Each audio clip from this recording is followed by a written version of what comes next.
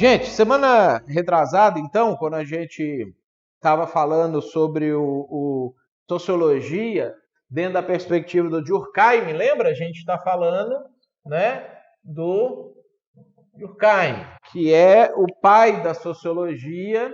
Ele é a pessoa que trouxe para nós as principais definições e foi construindo, então, a sociologia como uma ciência. E aí, na última coisa que a gente falou semana retrasada, antes da gente terminar a aula, foi sobre o fato social, né? O fato social é uma coisa muito importante de vocês terem clareza no que ele significa, porque todos os outros ramos da sociologia, hoje a gente vai entrar um pouco no marxismo também, e eu não sei se vai dar tempo da gente entrar no Weber, que é o capitalismo, mas talvez entre também.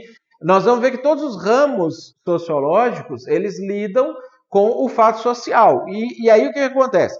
Alguns ramos ou algumas escolas sociológicas, eles vão estudar o fato social que aconteceu naturalmente dentro de um determinado povo, dentro de uma determinada sociedade, e isso serve para nós, pensando em aplicar isso, contextualizar isso, quando você, vamos supor, você vai sair aí do seminário e vai trabalhar numa agrovila, né? Você vai chegar naquela agrovila, existem fatos sociais ali que não foram produzidas de propósito, vamos dizer assim. Simplesmente, com o passar dos anos, das décadas, as pessoas se organizaram daquela maneira, porque era a maneira que elas achavam melhor de se organizar, e você precisa mapear que isso aconteceu para você lidar com essas informações e desenvolver o seu trabalho. Outras coisas do fato social, elas são produzidas, né? Você vai ter alguém ou um grupo importante, ou pessoas ricas, ou políticos, ou, enfim, pessoas que influenciam, que, sabendo como funciona isso, eles vão criar os mecanismos para os fatos sociais se organizarem, tá? E aí entra a gente também, a igreja, né? O pastor, o missionário, o líder, a pastora, a missionária, as pessoas que vão desenvolver o trabalho, que como você vai estar desenvolvendo o seu trabalho dentro de uma comunidade e para uma comunidade, você também pode não só manipular no sentido literal da palavra, não no sentido ruim da palavra, manipular o fato social que já existe ali, como você também pode criar fatos sociais, né? E a gente vai perceber depois, na nossa última aula, como que as igrejas também possuem os seus fatos sociais e que, às vezes, o fato social da igreja ele foi desenvolvido de uma maneira que impede a igreja de crescer. E aí você vai identificar, por exemplo, você chega numa igreja que está capengando, que não está avançando, que está em declínio, que talvez até já foi uma igreja mais importante no passado, com mais pessoas no passado, mas não anda, ou uma igreja que foi plantada e rapidamente chegou a 40, 60 pessoas e não passou disso nunca mais, você vai ver que alguns fatos sociais da igreja podem ser o fator responsável daquilo ali não avançar. Então, o que é o fato social? Só para a gente lembrar, é uma maneira de fazer alguma coisa que influencia o indivíduo, porque ele sente que se ele não fizer daquela maneira, ele vai sofrer uma punição ou uma sanção qualquer. Ele vai ser castigado, ele vai ser prejudicado por conta daquela situação, né? E aí as características do fato social que a gente viu, né, é a generalidade, externalidade, né, e a coercitividade. Se aplica a todas as pessoas, por isso generalidade, ela abarca todo aquele grupo de pessoas. Externalidade, ela vem de fora para dentro das pessoas, não foi produzido na alma de uma pessoa ali que... vou pegar um exemplo, o que está acontecendo muito nesse período da pandemia agora, né? Muitas pessoas na pandemia estão tendo crises depressivas, crises de ansiedade, estão desenvolvendo crises de pânico, coisas que eram até então, na sua maioria, fatores psicológicos. Né? A pessoa entrava num problema, numa neurose, não sei se já tiveram aula de aconselhamento cristão, mas trabalha nesse sentido, a pessoa entrava nisso, numa neurose interna dela, e ela externalizava aquilo e surtava, e o surto dela encaminhava para alguma situação. Agora, nós estamos tendo essas crises de pânico, de ansiedade, agravamento de depressão, aumento absurdo de suicídio, por um fator externo, né? Que é a maneira como a sociedade tratou a pandemia. Né? Então, a pandemia surgiu, a pandemia mata pessoas, como todas as doenças infecciosas matam pessoas, como dengue mata, como malária mata, como tuberculose mata, como sarampo mata e etc. Ela tem um prazo natural de matar mais pessoas, até que imuniza boa parte da sociedade, depois passa a matar menos, como todas as doenças infecciosas têm. Só que pela primeira vez na história, a gente estava vivendo dentro de um mundo globalizado, onde quase 100% dos países do mundo resolveram tratar a pandemia como se ela fosse dizimar a população mundial. Aí, todo mundo falando sobre isso, os jornais falando sobre isso o tempo inteiro, os professores falando sobre isso, os médicos que têm voz falando sobre isso o tempo inteiro, provocou uma sensação, um sentimento nas pessoas, ou seja, vem de fora para dentro, né? Que gerou nas pessoas esse pânico, a depressão, a ansiedade excessiva e etc., que moldou o comportamento das pessoas, né? E o fato social, ele tem coercitividade, tá? Tem uma punição se a pessoa não segue aquilo. Vamos pegar ainda o exemplo da pandemia, que ela é um exemplo muito claro de um fato social que surgiu há 5 meses atrás. As pessoas hoje são obrigadas a usar máscara para poder ir nos lugares, né? Eu estava até brincando com o pessoal esses dias, que eu estou achando que a máscara é o número da besta lá, o 666, porque lá fala que ninguém pode comprar nem vender se não tiver aquilo ali. E hoje é desse jeito. Se você não está com a máscara, você não pode comprar nem vender, entrar nos lugares, ninguém te atende, ninguém te recebe. Né? Já fiquei do lado de fora de mercado porque eu esqueci de levar a máscara. Por quê? Coercitividade.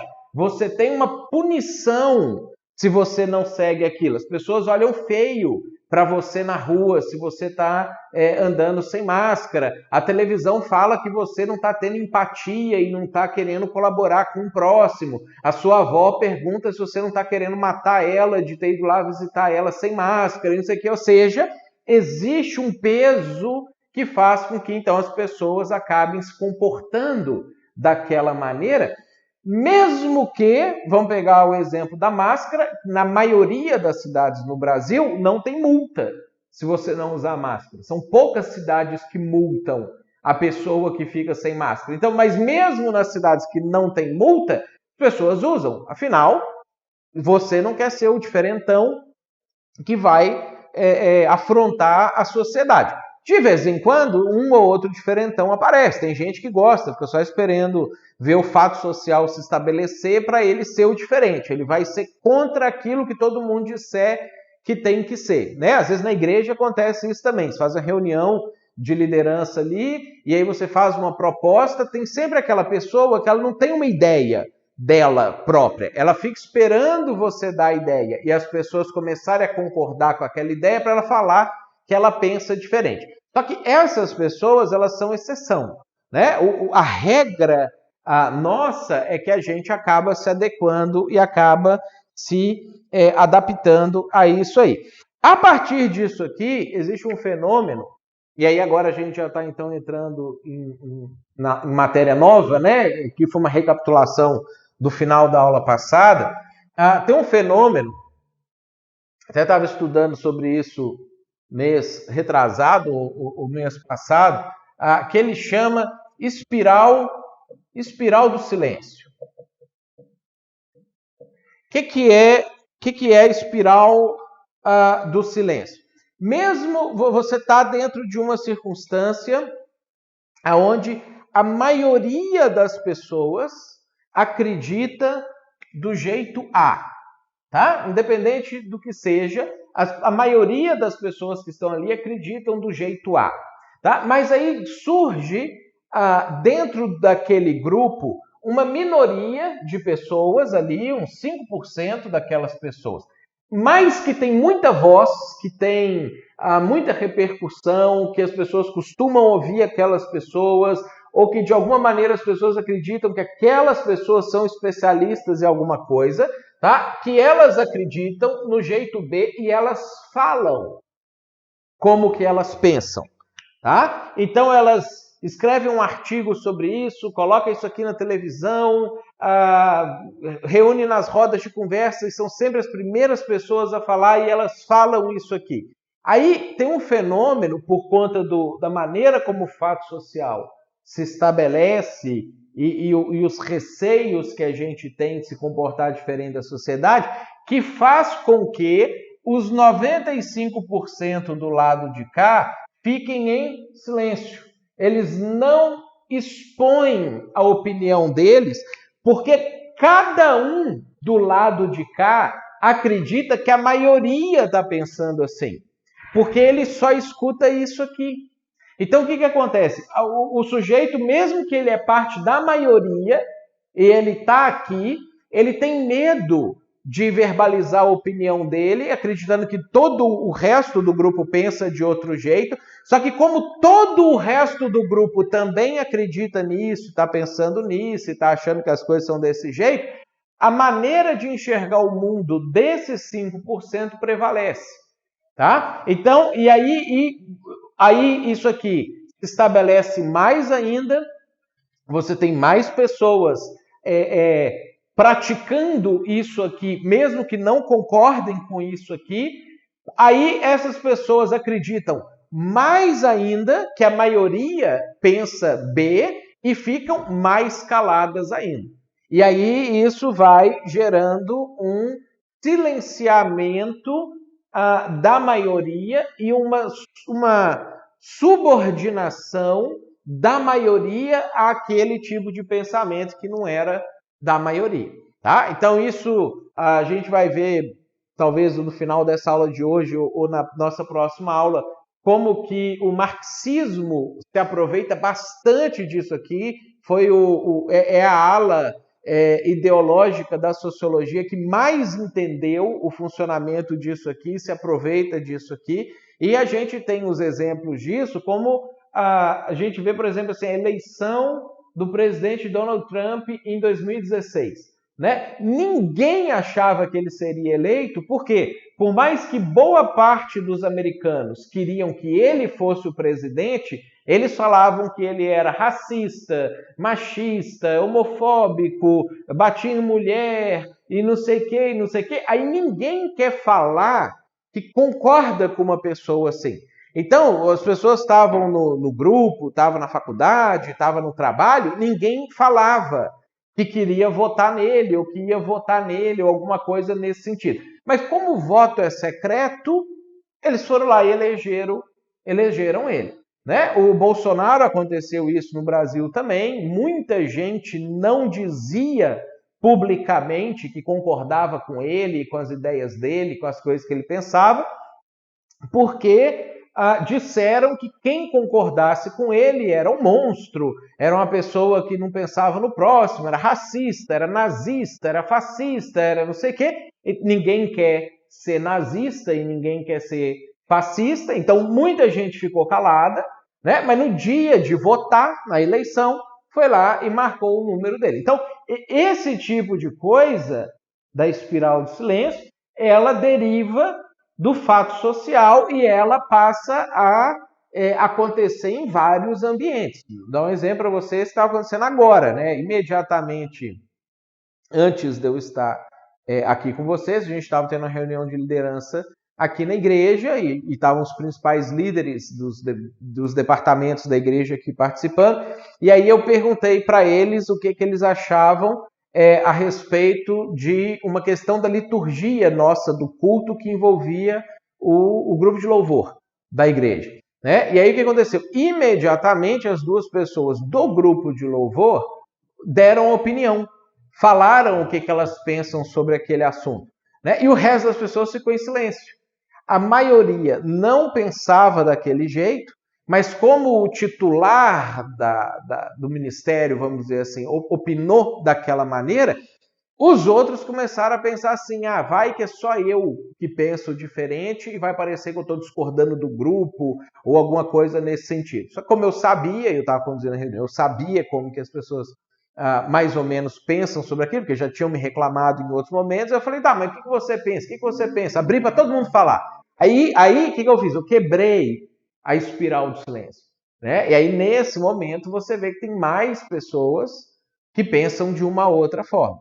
Né? Então, esse tipo de coisa, a gente tem que estar consciente disso o tempo todo, porque isso não só influencia a nossa sociedade de maneira geral, como influencia as comunidades que a gente faz parte. Né? Aliás, esse é um conceito, gente, eu acho que eu não expliquei ele para vocês, mas assim, só para a gente entender e fazer a diferenciação, né? O que é sociedade, né? Sociedade e o que é comunidade.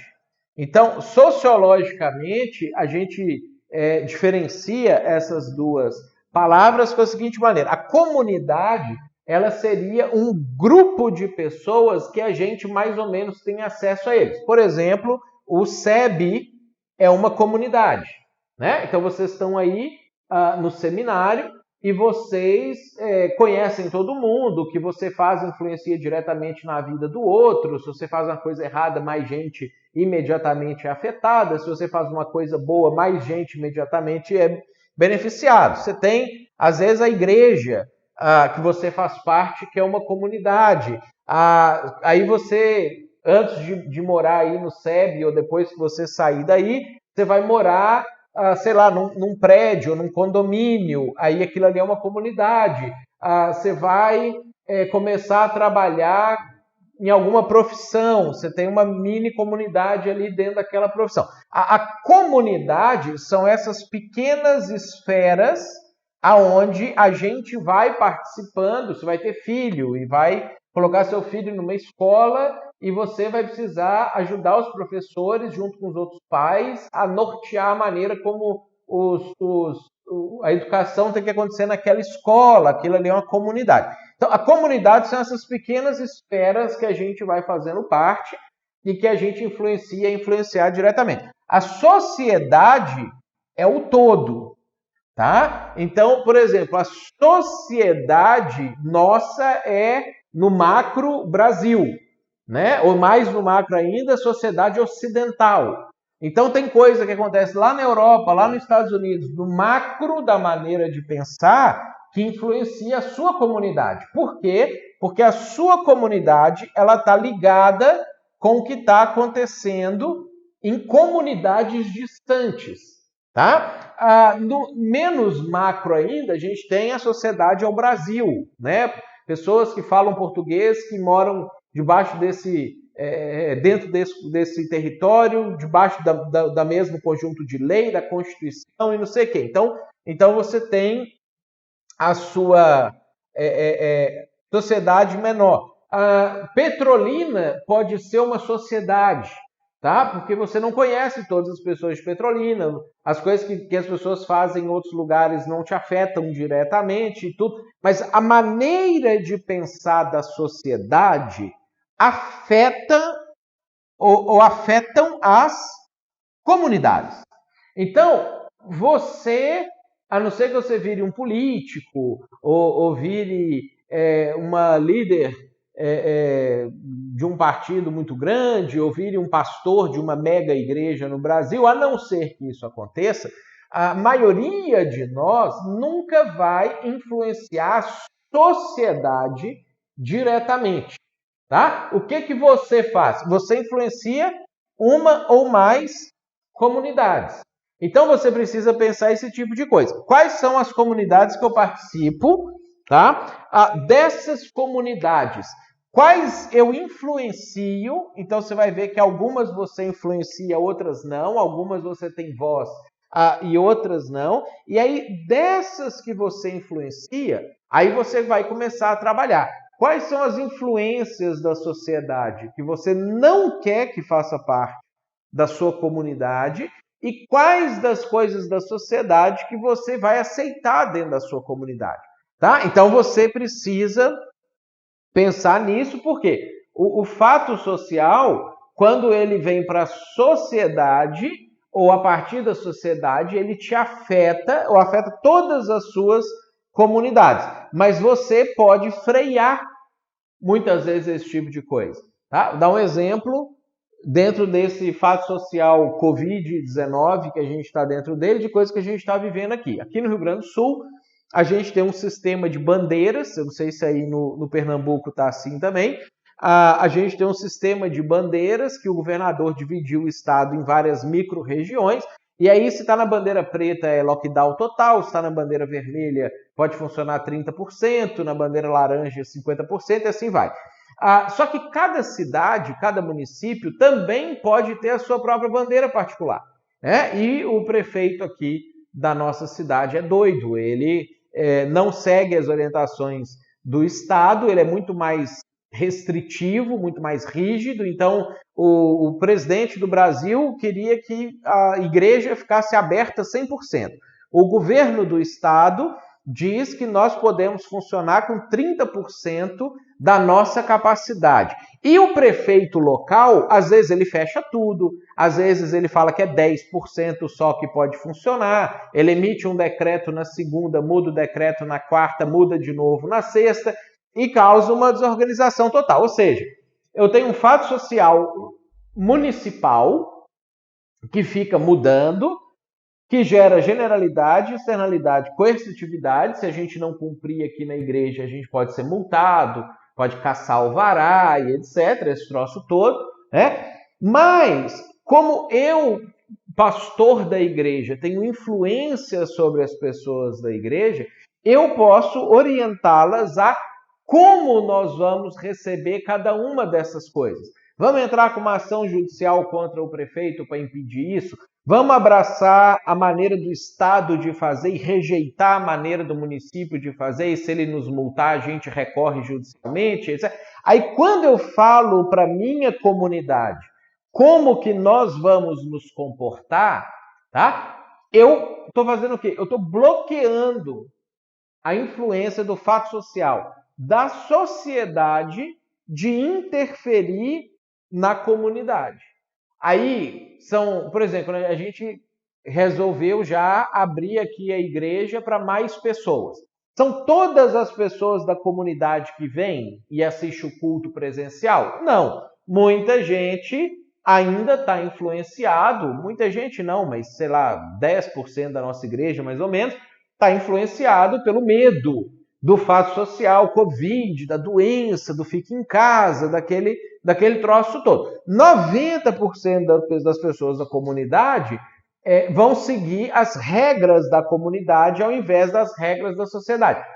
Por quê? Porque nós temos um novo fato social dentro da comunidade. Então, pensa comigo aqui, tá? Eu tenho a Igreja Betânia de São Leopoldo, tá? E ela está dentro da cidade de São Leopoldo, tá? Eu tenho um fato social aqui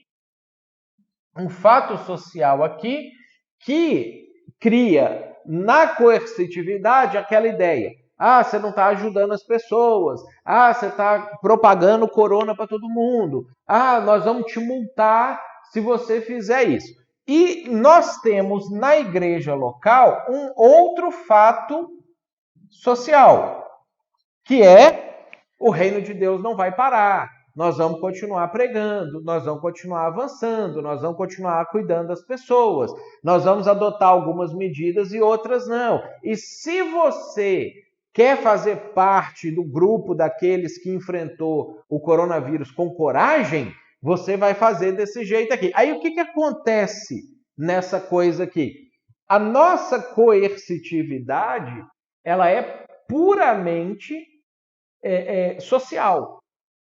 As pessoas não querem ficar de fora do grupo, da comunidade que elas fazem parte. Elas não querem ficar em casa quando todo o resto das pessoas está ajudando, correndo atrás, fazendo o culto acontecer, dando aula, mexendo na comunicação, os diáconos estão funcionando normal e não sei o quê. O cara, ele sente assim, poxa, só eu vou ficar de fora? Não vou. Aí o que ele faz? Mesmo que ele estava com um pouquinho de medo, alguma coisa assim, ele acaba se forçando aí. Então, o tempo todo a gente está lidando com essa questão. Né? É um jogo, muitas vezes, ele está posto e a sociologia nos ajuda a entender esses mecanismos para você conseguir lidar com eles ao invés de ir no fluxo, de simplesmente estar seguindo a correnteza para o negócio. Tranquilo, gente? Deu para entender isso aqui? Ficou claro o funcionamento disso também?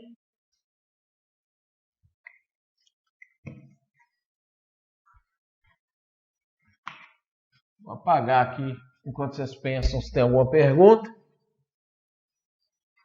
Se não tiver, a gente vai avançar.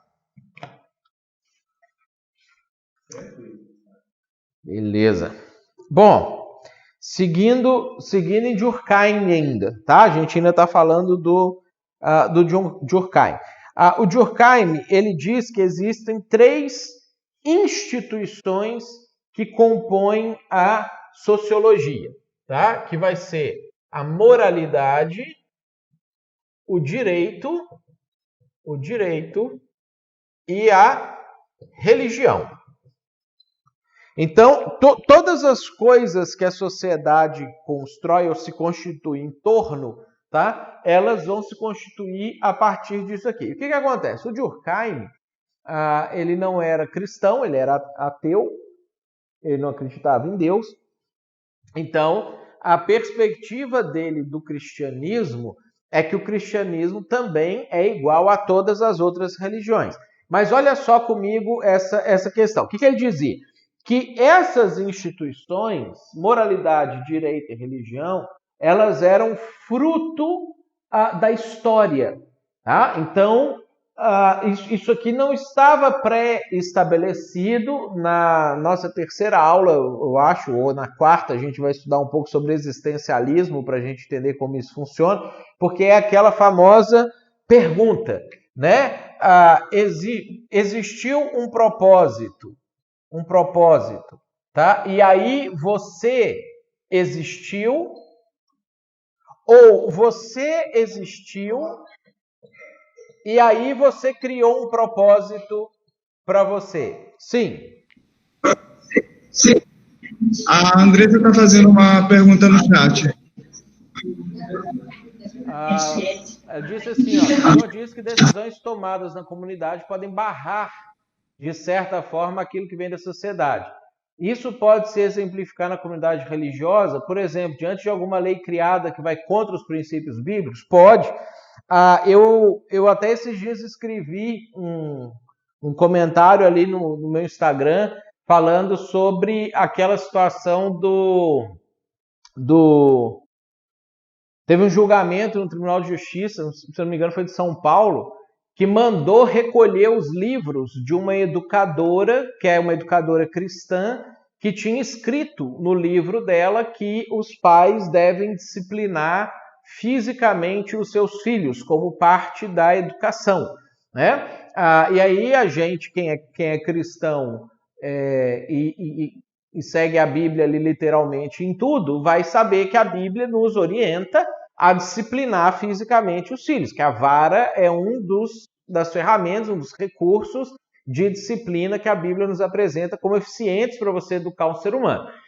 E aí ela escreveu isso no livro dela, e ela era uma educadora com essas influências cristãs, e o Tribunal de Justiça entraram com uma ação, o Ministério Público entrou com uma ação contra ela e mandou tirar os livros dela de circulação, recolher todos os livros, proibir a venda dos livros dela por conta dessa situação que ela fala a partir da perspectiva religiosa ou cristã dela. Então, o que acontece? é um fato social que as crianças não podem mais ser disciplinadas fisicamente, entrou aquela lei da palmada uns 5 ou 7 anos atrás, e aquele negócio todo. A justiça enxerga as coisas dessa maneira, eles constituíram essa lei, e essa lei vai contra princípios bíblicos, que orienta que a disciplina física é um dos recursos de disciplina que os pais devem usar em relação aos seus filhos. E aí a gente precisa tomar uma decisão. Eu vou seguir a lei na hora de eu educar o meu filho, ou eu vou seguir a Bíblia na hora de educar o meu filho? Né? Então, esse é um dos exemplos. Aqui no Brasil, é muito raro isso acontecer, porque a gente ainda é um país que está transicionando da era da cristandade para pós-cristandade. Nós ainda não somos um país pós-cristão, embora todas as configurações para a gente virar pós-cristão já estão postas aí para a gente. Então ainda é raro isso acontecer, mas você vai ter países hoje que já forçam as igrejas a fazer casamento homossexual, porque senão isso é um ato discriminatório. Né? No Brasil, a gente está muito perto desse tipo de coisa acontecer por lei, porque tem uma lei já que diz que homofobia é igual a racismo, né? E equiparou a homofobia ao racismo. Então, se amanhã vier um casal de negros aqui na igreja e me pedirem para fazer o casamento deles, e eu falar para eles assim, olha, eu não vou fazer o casamento de vocês porque vocês são negros, a gente só casa branco aqui na igreja. É óbvio que isso é crime, eu vou ser processado e vai me dar um monte de problema, eu posso inclusive ser preso por causa disso. Quando eles equiparam a homofobia ao racismo, eles estão já tentando passar a ideia que chegar um casal homossexual aqui na igreja domingo e falar assim, quero que você faça o nosso casamento. E eu falar para eles, não, eu não posso fazer o casamento de vocês porque vocês são homossexuais, a gente só casa pessoas de sexos diferentes, que vai ser a mesma coisa de eu tiver me negado a casar um casal negro. Né? Então, isso, a lei já chegou, essa lei já chegou, né, de equiparar homofobia a racismo. Agora, quando a gente tiver os desdobramentos, as aplicações dessa lei, é que a gente começa ou vai começar a ter um monte de problema, mesmo que não seja o casamento. Eu não posso impedir um pastor, uma pessoa de virar pastor, ou uma mulher de virar diaconisa aqui na igreja, ou receber um projeto missionário de uma pessoa e falar para ela assim, não, nós não vamos aceitar o seu projeto missionário, ou você não pode ser pastor, ou você não pode ser diaconisa aqui na igreja, porque você é negro. Né? Eu não posso fazer isso é um troço absurdo, é crime, eu vou ser preso e etc. A ideia é que eu não vou poder fazer isso também com alguém que seja homossexual. Falar para ele, não, eu não posso te licenciar pastor aqui na igreja, você não pode ser diaconisa, não posso aceitar o seu projeto missionário porque você é homossexual. Né? Então, a lei chega e conflita com princípios bíblicos. E aí, de novo, nós temos os fatos sociais colidindo. Né? E nós, como líderes, precisamos lidar com essa situação da maneira mais sábia possível, para a gente não só proteger a igreja contra coisas que vêm para destruir a própria igreja, como também para a gente, no máximo que é possível, né? É óbvio que chega um momento que não é possível mais, mas o máximo que é possível, para a gente também não ofender a sociedade. Porque o nosso objetivo é alcançar a sociedade para Jesus. Se você ofende ela, eles se fecham para te ouvir. Né? Então a gente tem que pensar nessas duas coisas quando a gente está trabalhando, entender o fato social e como que a gente então pode construir ou lidar com essas coisas. Tranquilo? Bom, então esse tipo de coisa aqui, ó, é uma pergunta que a sociologia e a filosofia contemporânea elas vão trabalhar com ela. Né? Existia um propósito para você existir, e aí então você existiu, né? Ou você existiu E aí você foi atrás de um propósito, e aí você desenvolveu um propósito para você, ou descobriu um propósito para você viver. Tá? Então, essa pergunta aqui, e essa dinâmica aqui, ela norteia muita coisa dentro da sociologia e dentro da filosofia. O Durkheim, assim como os outros sociólogos em geral, eles acreditam nessa segunda hipótese aqui. Tá? Não, o ser humano primeiro existiu e depois o ser humano fica procurando propósito para ele. Tá? Eles não acreditam que Deus tinha um propósito e por isso criou o ser humano. Então, quando você enxerga as coisas assim, ou enxerga a realidade dessa maneira aqui, você passa a enxergar as produções humanas dentro dessa mesma construção aqui. Então, o que o Durkheim ele vai falar? Que esses pilares ou essas instituições que compõem a sociologia, elas são fruto de um desenvolvimento histórico. Ou seja, não existe uma questão moral absoluta, ou não existe uma lei absoluta, e não existe uma religião que é a verdade. O ser humano, ele estava existindo e ele começou a se juntar com outros seres humanos e, dependendo do clima, onde ele vivia, dependendo se eles foram atacados por animais ou não, dependendo se eles moravam numa ilha ou num continente, se era no deserto ou na floresta. Ao longo dos milhares de anos que o ser humano foi evoluindo e foi se agregando e se juntando, ele construiu uma moralidade, um direito e uma religião para si. Vocês querem ver um exemplo disso, como que isso vai ser constituído? E essa parte, ela é verdade, tá? Isso aqui funciona assim mesmo. Por exemplo, moralidade, tá? Na nossa cultura hoje, o incesto, ele é imoral, né? Um irmão casar com uma irmã é uma coisa absurda na nossa cultura, porque a moralidade nossa, ela desenvolveu para isso acontecer. Só que no início da existência humana, isso era normal. Inclusive, a Bíblia vai mostrar isso para a gente com muita clareza. Né? O próprio Abraão e Sara eram meio-irmãos, filhos do mesmo pai com mãe diferente. Então, você vai ter isso aqui sendo desenvolvido ao longo do tempo. Isso não é uma coisa que é absoluta e existia desde o início. Vocês querem ver um outro exemplo disso aqui? A pedofilia. Né? A pedofilia no Brasil, hoje, ela é considerada há 16 anos. Né?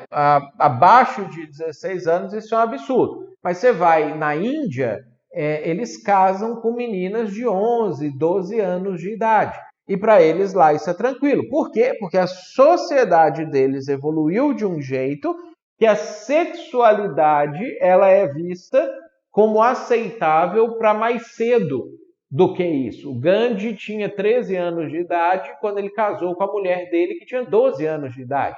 Né? Então, aqui no Brasil, isso aqui é um absurdo. A gente jamais toleraria uma coisa dessa. Então, a moralidade ela vai evoluindo ou se desenvolvendo com a história. Um exemplo que a gente vai observar nesse tipo de situação é a própria questão da escravidão. Né? A escravidão é uma coisa absurda para nós, a gente acha isso algo impossível de ser tolerado, mas do século XIX para trás, praticamente todos os povos que já existiram escravizaram praticamente todos os outros povos que já existiram. Então, a escravidão era uma coisa normal na moralidade de praticamente todas as nações da humanidade. Mas a história foi evoluindo e isso se tornou uma questão imoral. Aí o direito acompanha. O direito vai pegar as coisas que a sociedade considera imorais e ele vai começar a criar leis para poder regular essas coisas aqui. Então a gente tem a Lei Áurea de 1888, que a princesa Isabel assinou, que proíbe a escravidão. A gente tem o Código Penal brasileiro proibindo que uma pessoa tenha relação sexual com menor de 16 anos, mesmo que seja consensual. A gente tem a nossa lei civil que impede que uma pessoa case com a irmã, case com a tia, case com a sogra, case com o pai, case com o filho, e que impede o incesto. Então, o direito, ele pega a moralidade e ele vai criando as leis e aplicando e se adequando a isso aqui. Se isso aqui muda, primeiro você tem uma mudança na moralidade, tá? E depois você tem uma mudança no direito. E aí, qual que é o papel da religião? Conservar as tradições. Agora isso aqui volta a ser o Durkheim, e até aqui isso aqui era a verdade e funciona desse jeito aqui mesmo. A partir daqui a gente tem uma diferença quando a gente fala do cristianismo. Tá? Embora isso aqui é válido para islamismo, é válido para religiões animistas, é válido para budismo, shintoísmo, hinduísmo, etc. O que a religião vai fazer? Ela vai impedir a moralidade de mudar rapidamente. Por quê? A moralidade ela tem a tendência de mudar de uma geração para outra. A gente vê um exemplo, a gente estava uns 4 anos atrás, acho que uns 4 anos atrás, numa reunião do Conselho Nacional da Betânia, discutindo como que a gente ia fazer ou como que a gente ia lidar com pastores que se divorciaram e casaram de novo. Se ia ser aceito, não ia ser aceito, se ia poder, não ia poder, se ele tinha que ser desligado como pastor, ou se ele veio nessa condição, a gente recebe ele como pastor. E a discussão ela estava acontecendo ali. E aí era nítido dentro da discussão, nós éramos em 8 pessoas, tá? Dessas 8 pessoas, 5 eram mais de 50 anos, tá? 3 menos de 45 anos. Tá? Era essa a composição do grupo. E aí, a opinião sobre o assunto, ela estava claramente dividida na questão da idade. Tá? O pessoal que tinha mais idade estava contra aceitar pastores divorciados, e o pessoal que tinha menos idade estava a favor de aceitar o divórcio, o novo casamento de pastores. E aí, por que isso estava acontecendo? Nenhum momento da reunião, enquanto a gente estava discutindo isso aqui, alguém foi lá olhar a Bíblia e discutir em cima afinal, Jesus permitiu divórcio e novo casamento em Mateus 19 ou não permitiu, ou abriu uma exceção ou não abriu exceção, ou aquilo que ele disse valia só para aquela época e não vale para hoje, ou era só para judeu e não vale para gentio. Em nenhum momento a discussão caminhou para esse lado. Em todo o tempo a discussão ficava voltado em relação ao preconceito que pessoas mais velhas têm com divorciados e que pessoas mais novas não têm contra divorciados. Por quê? Porque há 20 anos atrás, 30 anos atrás, o divórcio na sociedade, mesmo quem não era cristão, era um absurdo. Uma pessoa divorciada ficava marcada, uma mulher divorciada, ela era até pejorativo quando falava assim, fulana é divorciada, até pegava mal, não sei o quê. Hoje, o divórcio é uma coisa muito comum, né? Mais de 50% dos casamentos, da metade dos novos casamentos, terminam em divórcio hoje, né? Então, o divórcio já é uma coisa que a gente lida, e no meio cristão o índice está praticamente igual, não existe diferença se a pessoa é cristã ou não cristã no índice de separação. Então, o que acontece?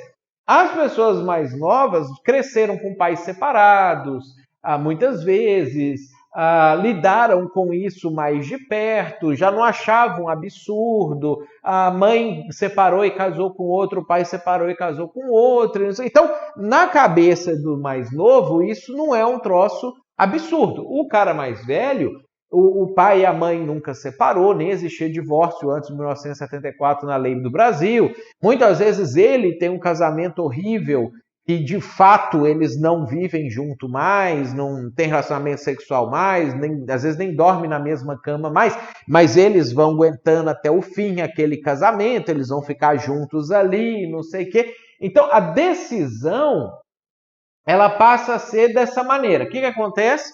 A moralidade na sociedade já diz que divórcio é ok e que tem até que divorciar mesmo. Né? Não deu certo, separa logo. A religião vem para conservar a tradição. Não pode fazer isso. Aí eu lembro que eu estava falando com eles, que aí eu perguntei para dois que estavam colocando que podia fazer isso, eu perguntei assim, tá, e em relação a homossexual? A gente pode permitir que o homossexual seja pastor? E todo mundo foi unânime. Não, isso de jeito nenhum. Eu falei, pois é, os nossos filhos, daqui a 30 anos, eles vão enxergar a homossexualidade como nós estamos enxergando o divórcio. Como uma coisa normal, porque eles vão ter crescido num ambiente em que a televisão diz que é normal, os professores deles são homossexuais declarados, né? Eu mesmo nunca soube, eu fui saber que eu tinha um professor homossexual depois que eu saí da escola e que eu fui conhecer ele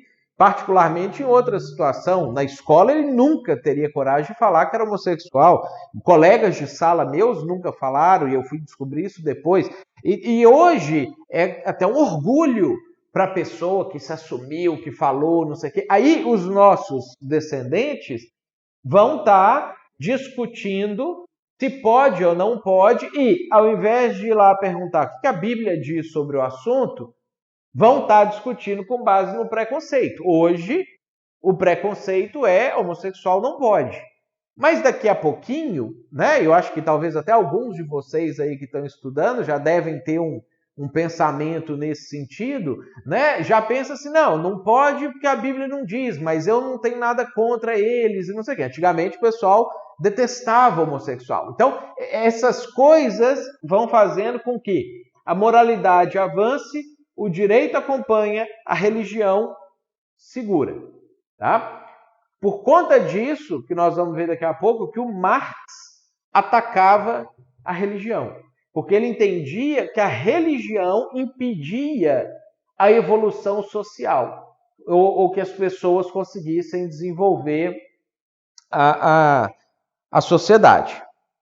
Tranquilo isso aqui, gente? Deu para entender, então, as instituições que vão compor e como que os freios e contrapesos trabalham nessa situação? O Nadson perguntou aqui quem é que dita o padrão e a mudança da moralidade. Isso é um desenvolvimento histórico.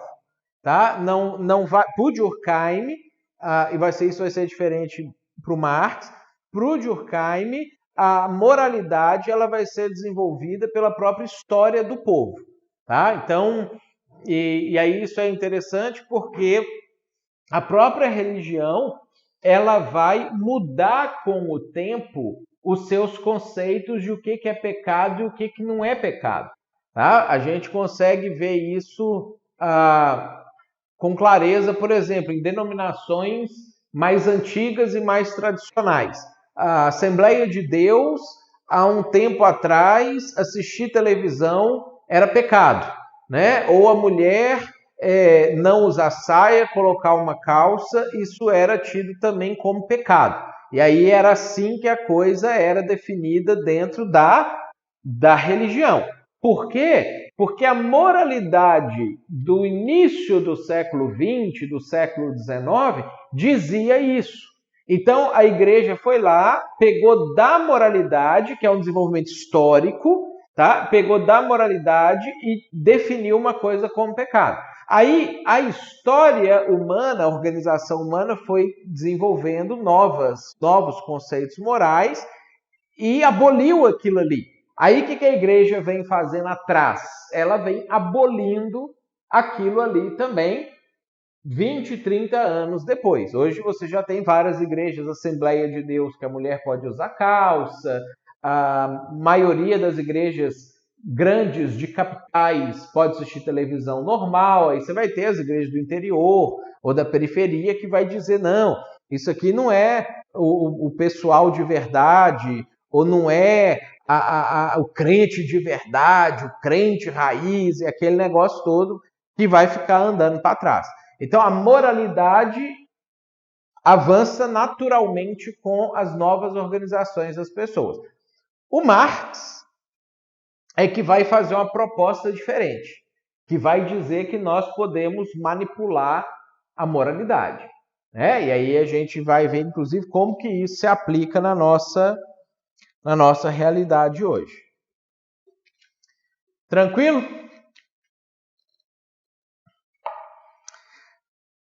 Fatores que alteram a consciência coletiva de uma sociedade.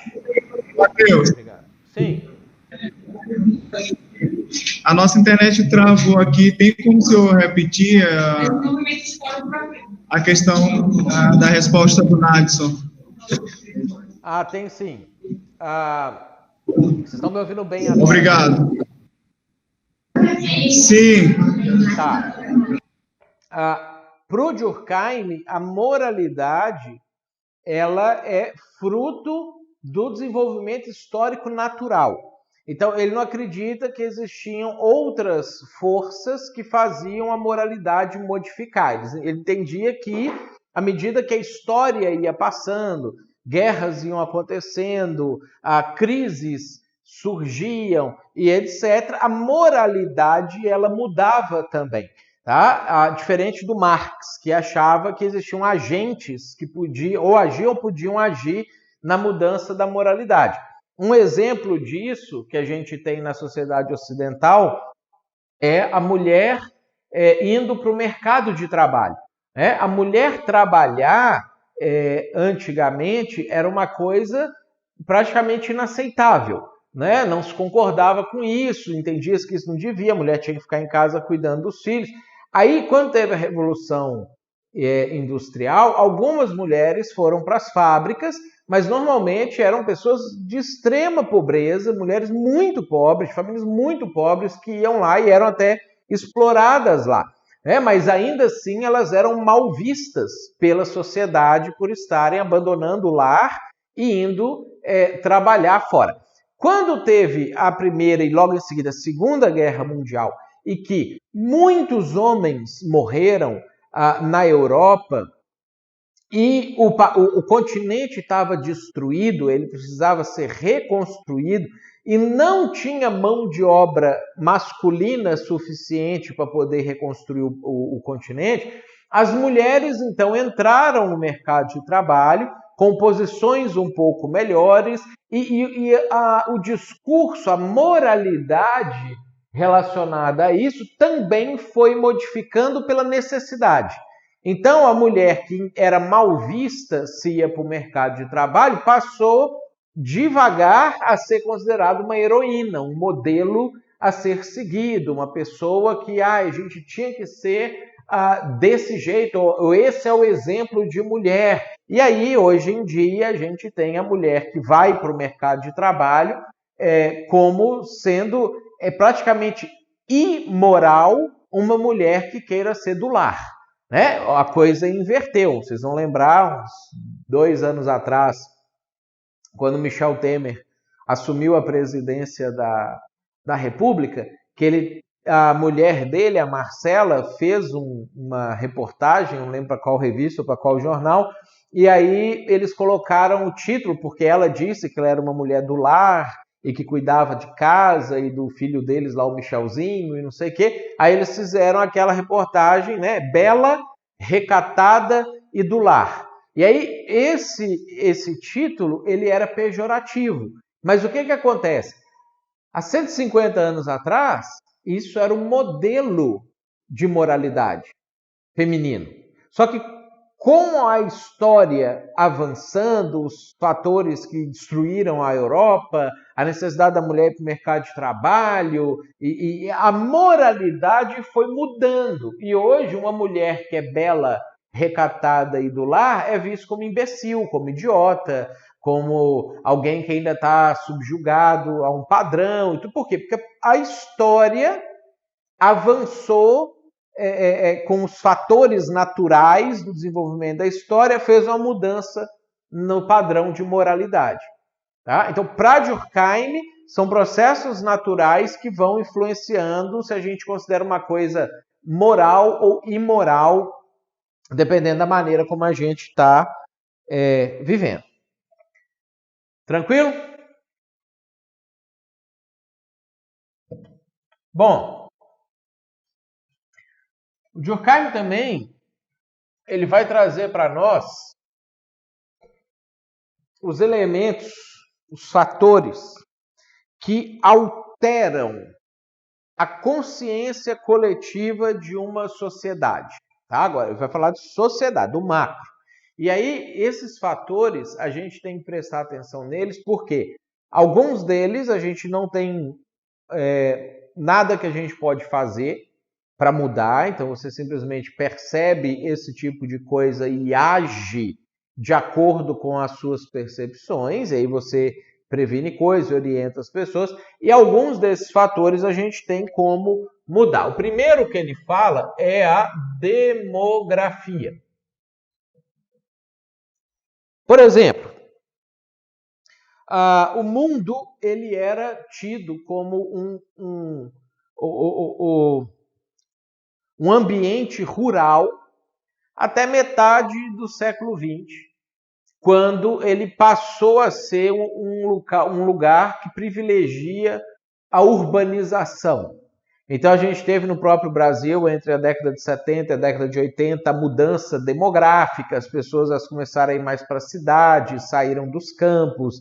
Ao invés de você ter várias pequenas fazendas, agora você tem uma grande fazenda com um dono que fica lavrando ela com as máquinas, não precisa mais de tanto funcionário, então não tem tanto emprego no campo mais, o cara precisa ir para a cidade para procurar emprego. Então, a demografia ela vai afetar as condições sociais de um povo. E aí você vai ter que observar esse tipo de coisa. Por exemplo, você chega para pastorear uma igreja. E você vai pastorear uma igreja na capital, tá? Você vai pastorear uma igreja em São Paulo, por exemplo. Inclusive, isso é uma das coisas que a gente trabalha com seminaristas nossos, que às vezes vêm de seminários internos, porque no seminário interno, como é que você faz? Você acorda 7 horas da manhã, ou 6h30, sei lá, mas é uma coisa cedo assim, aí você faz o seu devocional, aí você vai tomar o café, aí você vai para a aula, você almoça, você faz o seu trabalho no início da tarde, você janta 5h30 da tarde ou 6 horas, uma coisa cedo assim também, né? E aí 10 horas ou 10h30 no máximo, depende do seminário, tem que apagar a luz e tem que ir dormir, né? Eu hoje, por exemplo, eu vou sair daqui da igreja mais de 11 horas da noite. Eu tive reunião de tarde, estou dando aula para vocês aqui. Quando terminar, vou conversar com o Rumenig, que é o diretor do nosso seminário aqui, que trabalha com as coisas da comunicação. Eu vou chegar em casa 11h15, 11h30, isso porque eu moro perto da igreja. Se você está trabalhando ou pastoreando na igreja de São Paulo, às vezes vai demorar 40 minutos, 1 hora para chegar em casa. Eu vou jantar hoje por volta de meia-noite. Vou dormir umas 1h30, 2 horas da manhã. E como pastor, eu não tenho nada para fazer 7 horas da manhã. Porque todos os membros da minha igreja estão dormindo. Eu não posso ir visitar um membro, eu não posso ir fazer um aconselhamento. Não adianta eu abrir a igreja que ninguém vai vir nesse horário. Por quê? Porque o contexto urbano exige de mim, como pastor, trabalhar mais à noite do que em qualquer outro turno. Então, se eu quiser ficar... eu, pessoalmente, não consigo porque eu eu sou bivocacionado hoje, mas o ideal do ministério pastoral não bivocacionado, eu podia dormir tranquilamente até umas 9 horas da manhã, 10 horas da manhã, poderia acordar, fazer o meu devocional, almoçar ali 1 hora da tarde, ficar até às 5 preparando estudo, lendo, me aperfeiçoando, fazendo alguma coisa e não sei o quê, e começar a pastorear as pessoas a partir das 6h30, que é a hora que elas estão chegando do trabalho em casa e pode vir na igreja fazer um aconselhamento, eu posso ir na casa delas fazer um aconselhamento. Os cultos têm que ser tarde, porque as pessoas chegam tarde em casa, tem que se organizar para poder ir no culto. Então, se você desenvolve um ministério no contexto urbano, que é demograficamente urbano, você tem que adaptar completamente o seu ministério, a sua maneira de fazer ao contexto da sociedade. Se você vai pastorear uma igreja no interior, tem um contexto rural, onde as pessoas acordam 5 horas da manhã para tirar leite da vaca e vão fazer as coisas, etc. O culto tem que ser de manhã, porque é o momento que no domingo que as pessoas estão mais alerta, de noite já está todo mundo querendo ir dormir, ninguém aguentaria ficar acordado num culto até 9 horas da noite, porque ele quer jantar também 6 horas da tarde, já começar a ir dormir às 8. Então você tem que observar a demografia, a distribuição das pessoas, como que elas se organizam, e para você entender que isso altera a consciência coletiva de uma sociedade. Né? Você que está aí no seminário interno hoje, se você for para uma capital, hoje a sua consciência coletiva é jantar às 6 horas da tarde. Se você for pastorear numa capital, num contexto hiperurbano e etc., 6 horas da tarde, talvez você nem vai estar com fome, que você almoçou às 3, às 4, que foi a hora que deu por causa da correria, porque você tem que fazer um negócio, correr é longe, não sei o quê, você fez um lanchinho ali, uma barrinha de cereal, você vai jantar de noite, vai dormir de madrugada, você muda a configuração, porque você tem que se adaptar à consciência coletiva daquela sociedade. O segundo fator é a tecnologia. Então, sociedades que têm avanços tecnológicos, elas se organizam de maneiras diferentes de sociedades que o avanço tecnológico não foi tão assim. Por exemplo, vocês vão lembrar, tomara que lembrem, né? Porque eu falei isso para vocês há 2 semanas atrás, todo aquele arcabouço histórico, aquele avanço histórico que eu mostrei para vocês, como que as coisas elas vão acelerando na época da Revolução Industrial, porque com a Revolução Industrial você tem um avanço tecnológico muito grande que permite que uma pessoa que fabricava uma cadeira em uma semana fabrique 10 cadeiras por dia. Então, a tecnologia modifica completamente as relações humanas. Né? Hoje em dia a gente fica discutindo, o pessoal fica escrevendo artigo e etc, pensando assim, tá, mas e a internet? O que a internet mudou?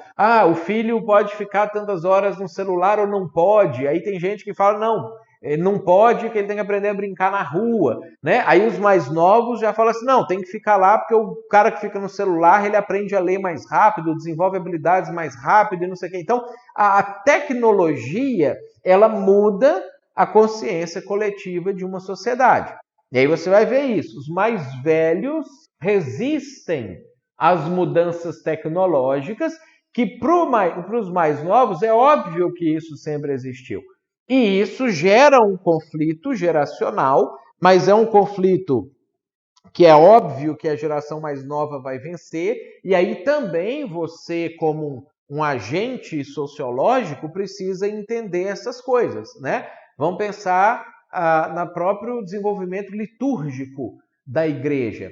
Há 1000 anos atrás, a igreja católica castrava as criancinhas ali com 8 anos de idade, 6 anos de idade, para não ter hormônio masculino, testosterona, porque mulher não podia cantar em coral dentro de igreja, para os menininhos crescerem com uma voz mais afeminada, uma voz mais doce, mais suave, para eles terem todas as tonalidades de vozes dentro do coral da igreja para fazer os cantos gregorianos, porque era só o tipo de música que podia tocar ou cantar dentro da igreja. Depois, com o desenvolvimento, o avanço da tecnologia, a gente vai ter instrumentos musicais sendo criados, aí a igreja não queria que os instrumentos musicais entrassem. Depois a gente vai ter o surgimento, trazendo mais para próximo aqui, da guitarra, da caixa de som e não sei o quê. Aí os mais antigos falaram assim, não, música para Deus não é desse jeito, tem que ser só aquele piano, aquele órgão de tubo de verdade, cantando aquelas músicas do cantor cristão, tradicionais e não sei o quê. Rock é do diabo, Oficina G3 era do diabo, e talvez tem gente aí que nem conheceu a Oficina G3, isso já é coisa de velho, né? Mas na minha época a Oficina G3 era do capeta, Resgate era do diabo e não sei o quê. Por quê? Porque as mudanças tecnológicas, elas vão mudando a consciência das pessoas. Hoje a gente fica discutindo se pode apagar a luz da igreja e deixar luzes no palco ou não pode, se isso é mundanizar a igreja, não é mundanizar, mas nada mais é do que o desenvolvimento tecnológico. A tecnologia chegou, trouxe novas coisas que você pode fazer com as luzes, novas coisas que você pode fazer com os instrumentos, trouxe isso aqui que a gente está fazendo agora, ó, live. Acho que foi o Paulo, fez uma oração aí no começo, e eu ouvi a oração daqui, e eu respondi amém daqui, aí a oração valeu ou não valeu? Né? Então tem gente que acha que não, porque a gente não está presencialmente, como assim que eu vou fazer uma oração com uma pessoa que está lá em Pernambuco através de uma live, né? Então a tecnologia muda a consciência coletiva de uma sociedade, tá? E cada geração próxima que chega, ela tem maneiras diferentes de enxergar o mundo e de se posicionar pelas mudanças tecnológicas. O que nós temos que fazer como agente sociológico? Você não pode ser inimigo da tecnologia. Você precisa enxergar as mudanças tecnológicas, perceber o que está acontecendo, tentar desenvolver na sua mente o que isso vai implicar de positivo e de negativo para a igreja e agir antes. E não esperar que a próxima geração te atropele, né? Tem muita igreja que era igreja boa na década de 80, na década de 90, que está acabando hoje, que está minguando, que está só diminuindo de gente e não sei o quê, por conta disso. Ela era perfeitamente adaptada para a tecnologia da época. Não conseguiu adaptar para as mudanças que aconteceram. E aí as pessoas perdem o interesse, não vão ali mais, ela não alcança novas pessoas. A igreja, né, vive de alcançar novas pessoas. Não tem nenhuma nova pessoa querendo ir para lá mais. A igreja acaba naufragando, né? Outro fator que muda é o transporte. Então você pensa que hoje você está a um dia de distância de qualquer lugar do mundo. Você pega um avião e se atravessa o mundo em um dia, né? Faz umas escalas ali, não sei o que, em 24 horas você está na China, se você quiser, né? Se a gente quisesse continuar essa aula que a gente está tendo aqui agora, amanhã presencialmente, eu pegava um avião aqui e eu chegava aí amanhã e a gente continuava conversando presencialmente, né? Então, o transporte, a evolução do transporte também influencia a consciência coletiva das pessoas. Então, antigamente, a ideia que as pessoas tinham de sociedade era um raio de 100, 200 quilômetros em torno dela, que era onde ela conseguiria chegar a cavalo em um dia de viagem, né? Hoje, a nossa consciência de sociedade, por conta do transporte, ela é global, né? Se você tem um problema sério e você precisa ser atendido lá nos Estados Unidos, que só lá tem o atendimento da saúde que você precisa, amanhã você pode estar lá. sendo atendido lá. Então, se alguém descobrir uma cura nos Estados Unidos, uma cura na Europa, as vacinas do Covid, que eles estão desenvolvendo no país tal, mas o Brasil é parceiro do desenvolvimento e não sei o quê, blá, blá, isso para nós é tranquilo. Em qualquer país do mundo que eles desenvolverem a vacina, a gente vai comprar e isso vai chegar aqui imediatamente. Né? Então, a consciência, a maneira como a gente enxerga a sociedade muda conforme os avanços e os desenvolvimentos do transporte. E por último, o último fator é a comunicação. Então também, antigamente você precisava mandar uma carta pelo correio para mandar uma informação que ia chegar lá dias depois. Depois eles desenvolveram o telégrafo, que o cara ia fazer ali, apertando o trocinho ali rapidinho, ele ia mandar uma mensagem, mas aí só tinha acesso a isso grandes veículos de comunicação, de notícias, pessoas normais não tinham acesso a esse tipo de coisa. Né? Hoje, você fala ao vivo com pessoas em qualquer lugar do planeta, a qualquer momento, e com a quantidade de pessoas que você quiser falar. Né? Hoje eu estou falando aí, deve ter o quê? Umas 25, 30 pessoas, né? Que eu estou falando ao vivo aqui do Rio Grande do Sul, e isso, há 4 anos atrás, no mês de agosto, eu estava presencialmente em Petrolina, né? Fiquei uma semana aí, exatamente 4 anos atrás, dando aula para o pessoal, aí explicando essas coisas, sociologia, falando com o pessoal, conversando e etc. Hoje, eu estou falando com vocês daqui. Né? Então, a comunicação muda a consciência social da sociedade. Né? Então, esses fatores aqui, eles precisam ser levados em consideração e alguns desses, como, por exemplo, comunicação, nós, como igreja, devemos trabalhar com ele de uma maneira mais proativa.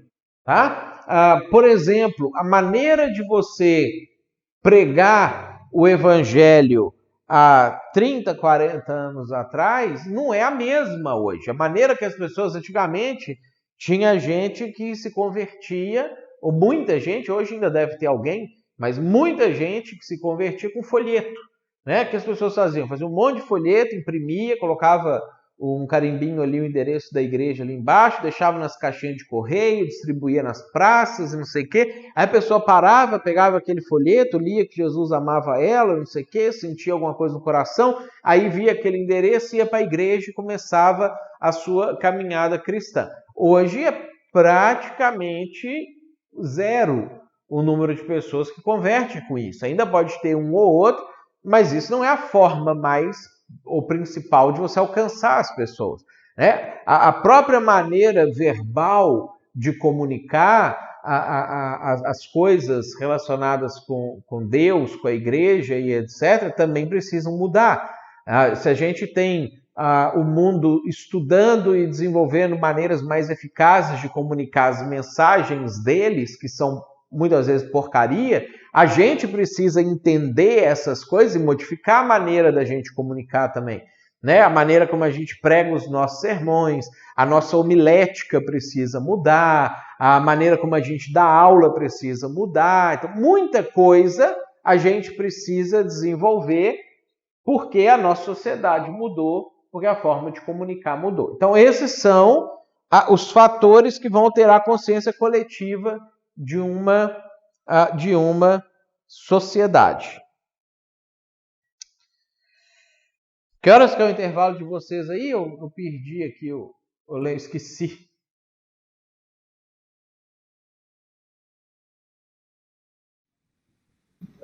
É agora 8h30. 8h30. Tá. Alguém tem alguma dúvida, alguma pergunta dessas questões que eu apresentei até agora?